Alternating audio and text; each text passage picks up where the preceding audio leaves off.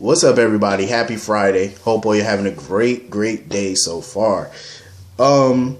First of all, let me just give a shout out to Chris Van Eaton, Dan O'Connor, the co-head writers of GH. They've been knocking this shit out the park. All of 2020 so far, they've been killing it, I will say. Like, I'm enjoying GH. Like, I really sit back and watch this episode without having to fast forward anything. I'm liking it. So getting into this episode, let's just get TJ and Molly out the way. Listen, I understand both points of views. I really do. I get both sides of the coin on this. I do. I really do. I understand where Molly's coming from in terms of marriage is not for everybody, because she was like, oh, marriage isn't for me. And if marriage isn't for her, I respect that choice. I do. I respect it. Marriage is really not for everybody. The issue that I'm having with Molly is that she's basing it off of other people's relationships. Like her friend who's a bridezilla, who's doing all this stressful wedding planning. Okay, but you don't have to do that. Her and TJ, that's what TJ was trying to tell her. We could have a simple wedding. We don't, of course he would want his parents to be there and stuff. He would want his mom to be there, her mom to be there. But they don't have to do nothing over the top. They don't have to do nothing big. That's what he was trying to tell her. She don't want to listen. And then what pissed me off about Molly was she was trying to make it seem like TJ's not understanding. He is understanding what you're saying. You're not trying to hear what he's saying. Because the way to me, it just seemed like he's hearing it the same way I'm hearing it. That she's basing marriage off of other people's failed marriages. That's what it looks like. So he is understanding. She's not trying to understand him. She doesn't want to hear his opinion. That's what she's not trying to understand. He's totally understanding where she's coming from, but that's why he keeps telling her, we're not your friends. We're not your parents. Your dad been through some marriages. Your mom's been through some marriages. So has his mother. His mother been married. She cheated. They, whatever. That's them. That's not y'all. That's not what's going to happen with the two of y'all. TJ don't want no other woman. You don't want no other man. So cheating, y'all don't have to worry about that. You know what I'm saying? You ain't got to worry about that. And he's basically telling you, he's supporting your career, you're supporting his. There's no sacrifices that need to be made. He's trying to make it all right for them to get married. He's trying to get those fears out of her head, but she doesn't want to get it out of her head because she's so scared of it. And it's like you're basing everything off of everybody else's relationship and not your relationship. TJ loves Molly. He doesn't want to just be her boyfriend for the rest of his life or her life partner. That's not what he wants. And I respect it. I do agree. And even TJ admitted it, that they did a lot of assuming. He did a lot of assuming. She did a lot of assuming. She assumed he felt the same way as her about marriage because he's never brought up marriage before. He's never brought it up. And he assumed that she wanted to get married. So it was a lot of assumptions on both parts. And I do agree. When you're in a relationship with somebody for so long, eventually y'all do need to talk about marriage and where y'all stand. So that way y'all, when the time comes, there's no misunderstanding. There's no, there's no issue. Y'all both are on the same page with it. That's where they both messed up. They didn't discuss this prior. You know what I mean? That's where they messed up. But I did not blame TJ one bit. There's nothing wrong with wanting to get married. You know what I'm saying? Wanting a commitment. Like you want to say this is my wife when you introduce her to your colleagues. She's going to be a lawyer. She's in law school. He's in medical school. When y'all get your career started and stuff, y'all both are going to be going to a lot of functions and stuff. You don't want to introduce her. Oh, this is my life partner, Molly Lansing Davis Ashford. You know what I'm saying? You want to say this is my wife. That's what he wants. And there's nothing wrong with that. She's sitting there talking about, well, marriage ain't nothing but a piece of paper. I am so happy the writers are talking about this. I really am. Because I think stories like this need to be told more and more. And I'm happy that they delved into it. I wish we saw more of Molly and TJ prior to the scene because it would have been a great build up to it. But I'm still glad that we got it because this type of shit needs to be addressed. Like it really does about marriage. And, because and usually it's the man that doesn't want to get married. Usually it's the woman that wants to get married, not the guy. And a lot of shit that Molly was saying was something that a guy would say. Marriage ain't nothing but a piece of paper. Trust me, that's some shit we would say. Not all of us, but some of us. We would say that type of stuff. But she was sitting there spouting off, talking about, oh, well, marriage, it ain't nothing but a piece of paper. And TJ told her that it's way more than just a piece of paper to me. And I agree. That's why TJ was so pissed off, because it's like, yeah, he wants to be with her, but he's not trying to be nobody's life partner. He wants to be somebody's husband. You know what I'm saying? He wants y'all to have the same last name. You know what I'm saying? That's what he wants. And there's nothing wrong with that. Definitely nothing wrong with that. Nothing at all. And you know what? It was messed up to see TJ get up and walk away from the table. But he felt like, you know what? We all got some thinking to do. I got some thinking to do. You got some thinking to do. I'm going to go take a walk. And I don't blame him, because he needed some air. And I can't say that I fault him for that. You know, Molly, she's a smart girl, but it's like, it pisses me off that she's basing her decision off of other people. And that's exactly what she's doing. And it irritates me that she's doing that. And I'm glad when Alexis came back to the Metro Court, she told Molly, like, you know, if you really don't want to get married or marriage ain't for you, I respect your decision. But please do not base any of your decisions off of my past. Don't do it. And that's the realest shit Alexis could have said to her, because I agree. You can't base you can't make permanent decisions off of somebody else's shit. Because, okay, your mom's marriage didn't work out. Yeah, when her and Julian got married, their marriage went to hell in a handbasket. Sam and Jason's marriage went to hell in a handbasket. That's them. That's not you. You and TJ have been solid for 8 years. Yeah, y'all had some bumps in the road in between that time, but y'all have remained solid for all those years with minimum problems. You know what I'm saying? So that should tell you that y'all are meant to be. Y'all are equally yoked. You know what I'm saying? Like, I understand, you know, marriage, like I said, marriage ain't for everybody, but you can't base that. I wish that she would have just based that off of her own shit and not somebody else's. That's the issue that I'm having. Hopefully they could work it out. I hope so. But like I said, if she really dead seriously don't want marriage and he does, I don't see how it can work. Because like I said yesterday, if they do end up compromising and sacrificing, one of them is going to have to sacrifice if they want to stay together at this point. If they want to stay together, one of them is going to have to sacrifice their wants and needs. That's just the way it's looking. And that's what one of them are going to have to do. Either he's going to have to cave and decide to not get married to her, or she's going to have to cave and decide to go on ahead and get married. Either way, they're going to end up resenting. One of them is going to have resentment towards the other if they do what the other one wants them to do. It's not going to work that way. It's not going to work. You're just, you know, heading for disaster if that occurs. So anyway, we got a quick little scene with Lucas and Alexis. Thank the good Lord, Lucas is doing exactly what I expected him to do. He's retaining Alexis as his attorney so he can file for divorce from Brad. Thank you, Jesus. I knew it was coming.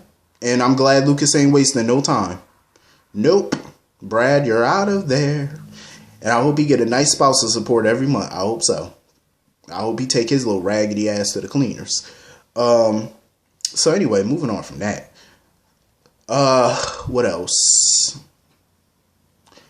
Michael, Sasha, I love the scenes with Michael and Sasha. You know, all of this parenthood stuff is new to Michael. You know, he was used to being the fun uncle or whatever. Well, not the uncle, but, you know, the godfather, whatever they want to call him. He was, you know, he was enjoying that role, but now he has to be the parent now. You know, he has to set bedtimes and all that goofy stuff. And so, you know, he's kind of having a hard time adjusting to doing that, you know. But I think he's going to get it. He's going to nail it. I mean, all first-time parents are nervous as all hell. You know, this is a human life that you're now responsible for. So, of course, you're nervous. Who wouldn't be? You know, this is somebody that, you know, you have to shape their young minds. You know, they're going to look to you as a role model. It is nerve-wracking. Of course it is. But he has a great support system behind him. Me personally, I wouldn't take no parenting advice from Carly, Sonny, or Jason, but that's just me. I wouldn't take no damn advice from them. Please, look how their kids turned out. No thank you. No thank you at all. So anyway, I'm glad him and Sasha had that conversation about what the future is going to hold for their relationship. But I agree with Sasha. Like, they just got to take it one day at a time. Like, nothing should be set in stone right now. You know what I mean? Like, you don't have to, you know, see her as a new stepmom for Wiley. And I really wish that they would start calling this boy Jonah, because I was never fond of the name Wiley. I don't like that name. Me personally, I just, no. Wiley Corinthos or Wiley Quartermain, I don't like it. I never grew to that name. Like, I just don't like it. When Lucas and Brad picked that name, I hated it. I really did. Like, I understand it's an out of the box name, but I'm like, no, thank you. You need to name him something else. Jonas, just fine. I like that name. Wiley, no. Please no. Ditch that. Maybe I could make his middle name Wiley or something. Jonah Wiley. You know what I mean? Like, just cancel that. That's a no-no. You know how bad that boy would get teased? I'm just saying. No. So, yeah. You know, they're going to take it one day at a time and figure things out. There's no need to go into a permanent situation right now about what her role is going to be in that boy's life. And, you know, she's just going to be there, you know. There's no need to label it. Not right now, there isn't. So, of course, you know, Willow stops by or whatever. And Michael basically tells Willow he still wants her to be a part of Wiley's life. I feel like that's a huge mistake on Michael's part. I'm going to tell you why. I think it's a nice gesture. You know, he's kind of throwing her a bone at this point because of everything she went through. And I respect what he's doing, but I feel like it's going to blow up in his face. And the reason being is because it's just going to create a problem. Because he's sitting there talking about, oh, you could be there for Wiley, for me. See, that's going to be a problem in the long run for his relationship with Sasha. Because I just feel like there's going to be a little triangle going on. A quadruple if you add Chase to it. I just feel like it's going to be huge. Like, I just feel like it's going to be a problem. It's going to be too confusing. It's just going to be too much. Like, I understand he wants to be nice, give a little goodwill gesture. I respect it. But no. You need to rescind that offer now because you're just inviting chaos into your lifestyle. And that's just a no. Nope. Because I feel like she's going to get too attached. It's going to be some bullshit. Let it go. Nope. Let it go. So anyway, moving on from that. I mean, getting on to this Elizabeth situation. You know, of course, Franco, he supports Elizabeth with whatever decision she wants to make, even though he was not happy about her calling Jason, and I totally respect it. I mean, what husband is going to be happy about that? Of course not. You calling your baby daddy /ex to come rescue your son? Of course not. But some people were saying that she should have told Franco and Franco should have did it or whatever. But where would Franco? No. Franco's not, this is not really his skill set. And we all saw what happened last time he intervened when Cameron got kidnapped. So, of course, Elizabeth probably didn't want to take that chance. So, of course, Franco was telling her, you know, his feelings about it. And he felt like, you know what, to hell with what Jason said, call 911. So, of course, she did. Jordan comes over there.